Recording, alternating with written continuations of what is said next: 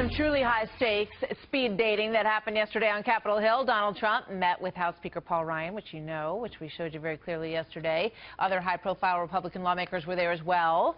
The big attempt was to smooth over the tensions that exist between the more conservative camp of the Republican Party and the presumed nominee. Speaker Ryan called it a good step in the right direction. I was very encouraged with this meeting, but this is a process. It takes a little time. You don't put it together in 45 minutes. So that is why we had, like I said, a very good start to a process on how we unify. But some are very skeptical about this whole process. Joining me now is New York Congressman Chris Collins. He was the very first early adapter, Trump person, as we call him, to endorse Donald Trump, and he's the co-chair of the Trump House Leadership Committee. Good to have you here this morning, sir. Yeah, Martha, welcome. very good to join you. So what did you hear about what went back and forth between Paul Ryan and Donald Trump yesterday?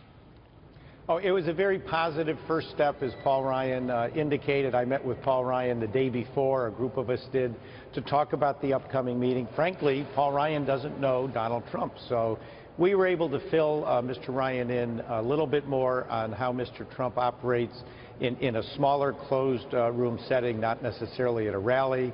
And from what I gathered, Mr. Trump was the Mr. Trump I know, which is a listener, someone that's very inquisitive.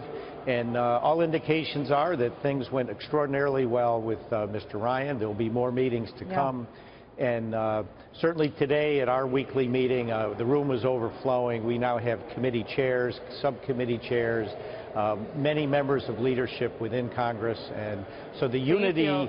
Like people are coming on board. You know, the main thing that I think the biggest question when it comes to Paul Ryan and Donald Trump, and although they just met yesterday and kind of got to know each other for the first time, as we've heard a lot, they've had a lot of back and forth in the past. Trump has discussed Paul Ryan, what he thinks of Paul Ryan's views on things, and the same is true for Paul Ryan. And when you go back to an interview that he did in 2011, Donald Trump, when he was asked about Paul Ryan's efforts as the head of the Budget Committee to shrink the size of government by shrinking the size of Medicare, here's what Donald Trump said.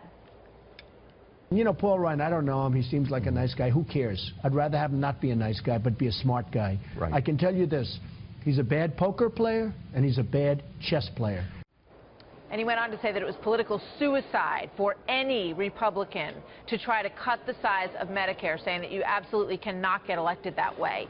A lot of smaller government advocates out there believe these programs are going to fall apart and that people will never get what they were promised in them. How do you square that? Well, again, as we move forward, and you've got the head of the Budget Committee now fully on board with Mr. Trump, and we start filling in the blanks, if you will, on how we're going to get a budget that is balanced, how we can deal with the ballooning debt and start actually paying that down. So we're going to be having these discussions. Mr. Trump has reached out. He's asked for opinions. And as we now move forward to defeating Hillary Clinton, and we know what would happen with any situation with Hillary Clinton, especially when it comes to our budget and our debt, we're going to be having a conversation. We have 6 months. The beauty of Mr. Trump locking this down on May 4th, that actually gives us 10 extra weeks. Most people didn't think it would happen until the convention in July in Cleveland. We have 10 extra weeks now to get a lot more locked in as we take the fight to Hillary Clinton and her liberal progressive agenda. So it's all positive. Things don't get solved in a day. If I could just go back one more time and see if what you think about my question, which is, do you think that Donald Trump is open to the issue of smaller government? And do you think in that time period that is in between now and the convention that we might see him, as he has admitted he does change on the issues, would he be open to cutting Social Security, cutting Medicare in order to keep those programs solvent, or no, that's not on the table?